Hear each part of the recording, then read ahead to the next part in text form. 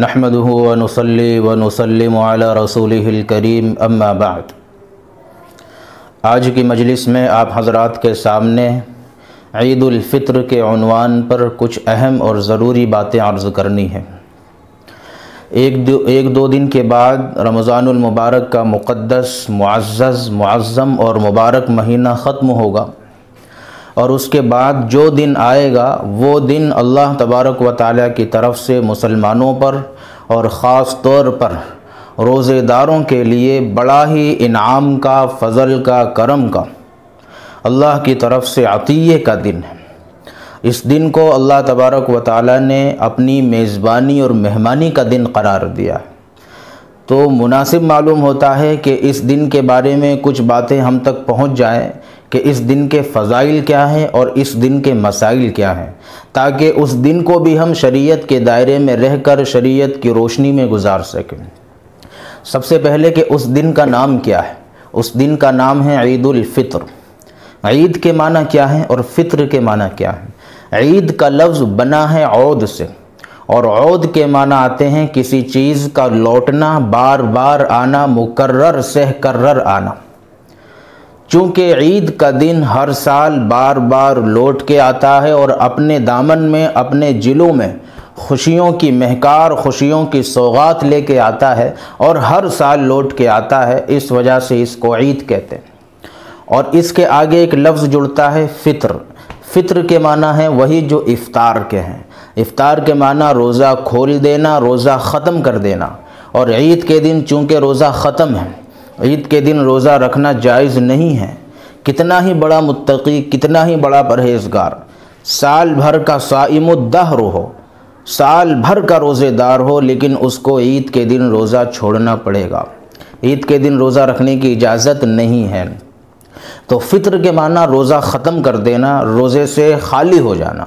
تو چونکہ عید الفطر کے دن، عید کے دن روزہ رکھنے کی اجازت نہیں ہے، اس وجہ سے اس عید کے نام کے آگے لفظ فطر کا اضافہ ہوتا ہے، اور اس کو عید الفطر کے نام سے یاد کیا جاتا ہے۔ دوسری بات، جب حضور پاک صلی اللہ علیہ وسلم مکہ مکرمہ سے مدینہ طیبہ ہجرت کر کے پہنچے، تو مدینہ منورہ کے جو مسلمان تھے وہ 2 دنوں کے اندر کھیل کود کرتے تھے، خوشیاں مناتے تھے، جشن مناتے تھے۔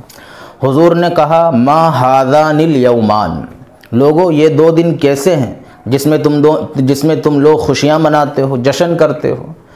تو صحابہ نے کہا کننا نلعب فیہما فی الجاہلیہ، کہ ہم زمانے جاہلیت میں ان دنوں میں کھیلتے تھے، کودتے تھے، خوشیاں مناتے تھے، جشن کرتے تھے، تو وہی طریقہ چلا آ رہا ہے، اور آج بھی ہم اسی کے مطابق یہ 2 دن خوشیوں کے ساتھ مناتے ہیں۔ حضور نے فرمایا قد ابدلکم اللہ بہما خیرا منہما عید الاضحیٰ و عید الفطر، اللہ تبارک و تعالیٰ نے تم لوگوں کو ان 2 دنوں سے بہتر 2 دن عطا فرمائے، ایک عید الفطر کا دن اور ایک عید الاضحیٰ کا دن۔ لہذا ان 2 دنوں میں خوشیاں مناؤ، ان 2 دنوں میں کھیل کود کرو، ان 2 دنوں میں جشن مناؤ۔ یہ ہے عید الفطر کی تاریخ۔ تیسری چیز، عید الفطر کے فضائل کیا ہے، اس کی فضیلت بھی احادیث کے اندر موجود ہے۔ ایک حدیث میں آتا ہے حضور پاک صلی اللہ علیہ وسلم نے فرمایا کہ اللہ تعالیٰ نے میری امت کو 5 چیزیں ایسی عطا فرمائی ہیں خاص طور پر جو پچھلی امتوں کو نہیں ملی۔ ان میں سے ایک چیز یہ ہے کہ جب رمضان المبارک کی آخری رات ہوتی ہے تو اللہ تبارک و تعالیٰ سارے روزے داروں کی مغفرت کر دیتے ہیں۔ صحابہ نے پوچھا کیا یہ شب مغفرت شب قدر ہے؟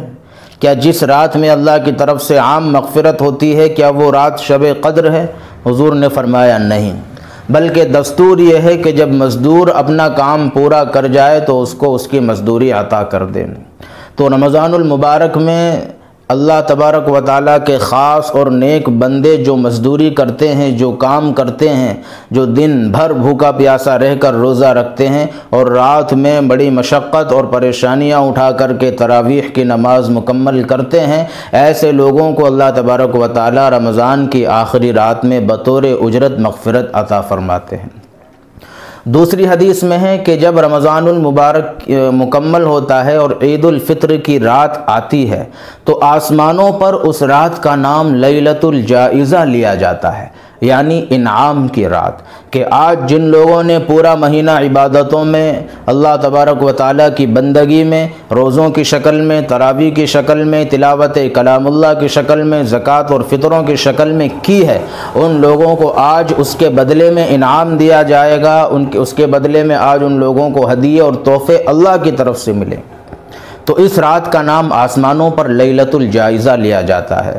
پھر حضرت جبرائیل علیہ السلام فرشتوں کی ایک جماعت کے ساتھ زمین پر اترتے ہیں، اور ہر وہ شخص جو اللہ کے ذکر میں مشغول ہو، جو نماز میں مشغول ہو، جو مسجد کی چہار دیواری کے اندر بیٹھا ہو، ایسے شخص کو سلام کرتے ہیں، اس سے مصافحہ کرتے ہیں، اور ایسے لوگوں کی دعاؤں پر آمین کہتے ہیں۔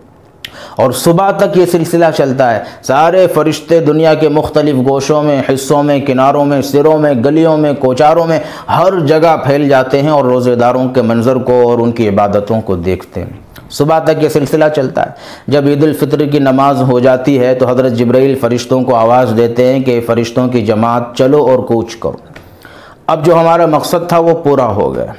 فرشتے حضرت جبرائیل سے پوچھتے ہیں کہ بات تو ٹھیک ہے، لیکن یہ بتائیں کہ حضور پاک صلی اللہ علیہ وسلم کی امت کے روزے داروں اور عبادت گزاروں کے ساتھ اللہ تبارک و تعالیٰ نے کیا معاملہ فرمایا؟ تو اللہ کی طرف سے جواب آتا ہے کہ فرشتوں تم گواہ رہو، میں نے حضور پاک صلی اللہ علیہ وسلم کی امت کے لوگوں کو رمضان المبارک کے روزوں اور تراویح کے بدلے میں اپنی رضا اور مغفرت عطا کر دی ہے۔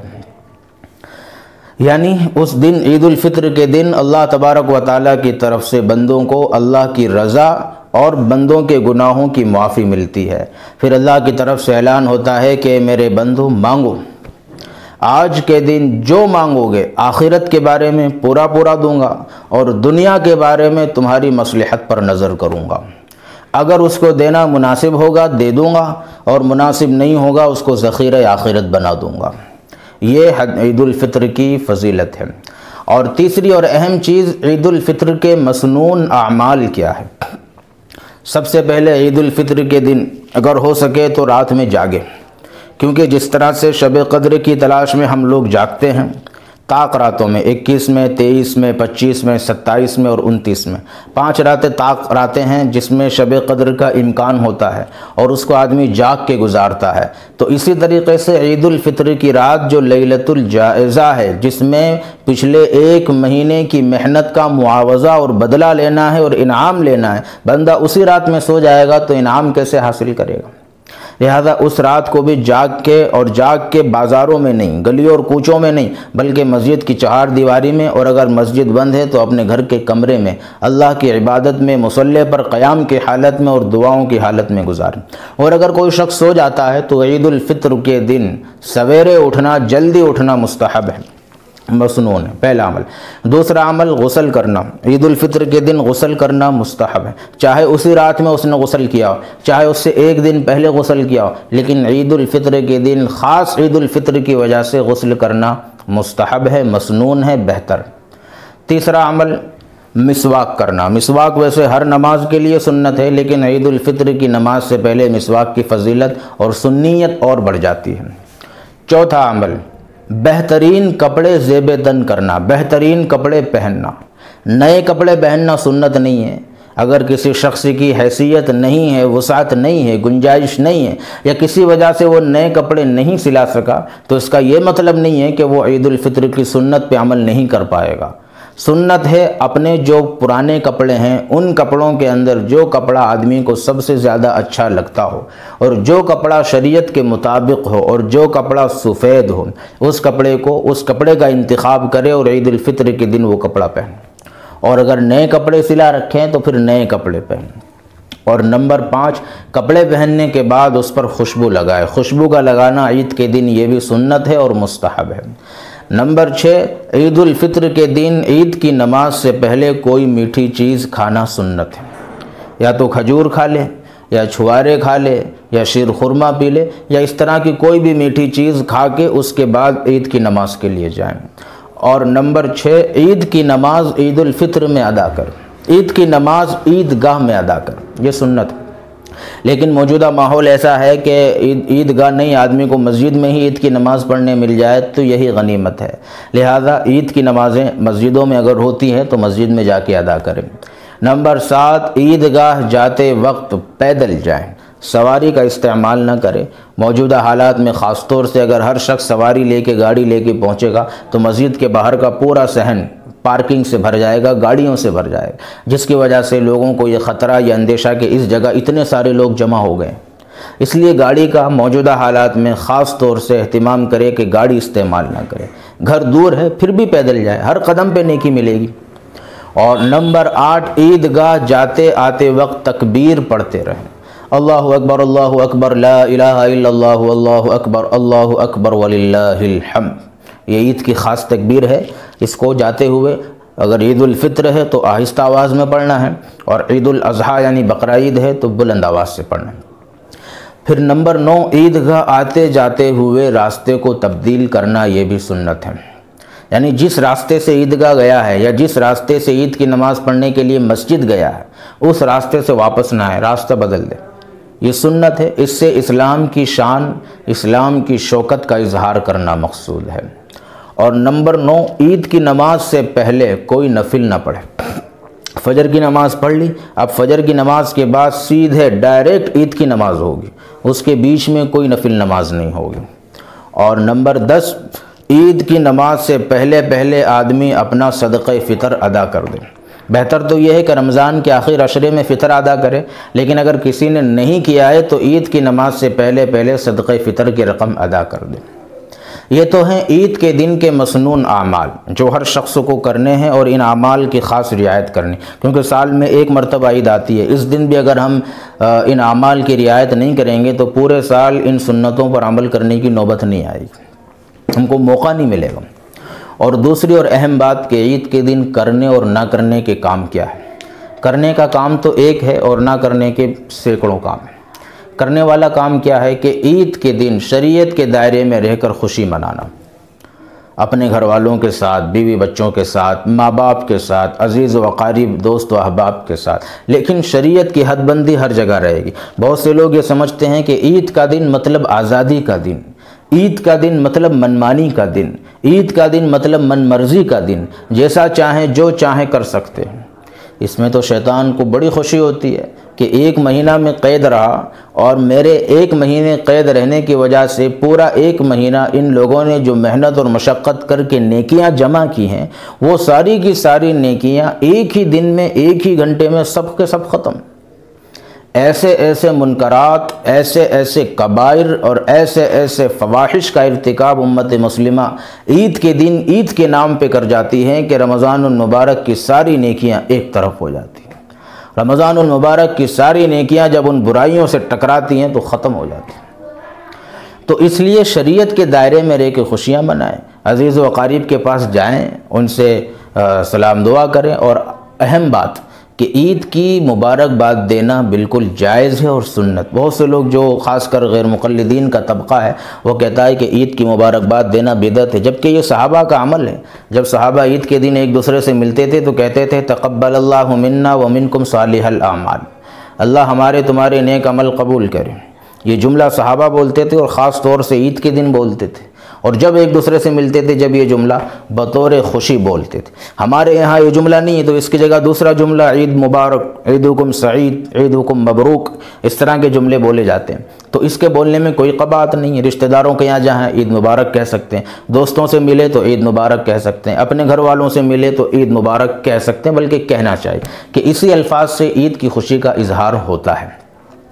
تو ایک کام تو یہ کرنا ہے کہ جو رشتہ دار ہیں، اور خاص طور سے وہ رشتہ دار جن سے سالوں سال قطع رحمی رہی ہے، جن سے اس عید سے اس عید تک کبھی بول چال نہیں ہوئی، جن کے گھر ہم کبھی گئے نہیں ہیں، ایسے لوگوں کا خاص انتخاب کر کے عید کے دن ان لوگوں کے گھر جائیں۔ حدیث میں ہے سل من قطعک واعف عمن ظلمک واحسن الی من اساء الیک۔ سل من قطعک، جو تجھ سے توڑے تو اس سے جوڑ، جو تجھ سے قطع رحمی کرے تو اس سے صلہ رحمی کر۔ واعف عمن ظلمک، جو تجھ پر ظلم کرے تو اس کو معاف کر۔ واحسن الی من اساء الیک، جو تیرے ساتھ بدسلوکی کرے تو اس کے ساتھ حسن سلوک کر۔ یہ جو حدیث ہے اس پر عمل کرنا ہر شخص کی بس کی بات نہیں ہے، بڑے دل گردے والے اور بڑے جگر والے کا اور بڑے ظرف اور بڑے دل والے کا کام ہے کہ جو توڑ رہا ہے اس سے جوڑنا ہے، جو ظلم کر رہا ہے اس کو معاف کرنا ہے، جو بدسلوکی کر رہا ہے اس سے حسن سلوک کرنا ہے۔ یہ ہے اصل اخلاق نبوت، اور یہ ہے اصل عید کے دن کرنے کا کام۔ اور نہ کرنے کے کاموں کے اندر جتنے منکرات ہیں، جتنے فواحش ہیں، جتنے کبائر ہیں، جتنے بڑے بڑے گناہ ہیں، وہ سارے ہماری امت کے نوجوان اور امت کے بڑی عمر کے لوگ کرتے ہیں۔ اس سے ہم پرہیز کریں۔ عید کا دن آزادی کا دن نہیں ہے، خوشیوں کا دن ضرور ہے، لیکن یہ بھی شریعت کے دائرے میں، مسلمان ہر جگہ ہر موقع پر شریعت کا پابند ہے۔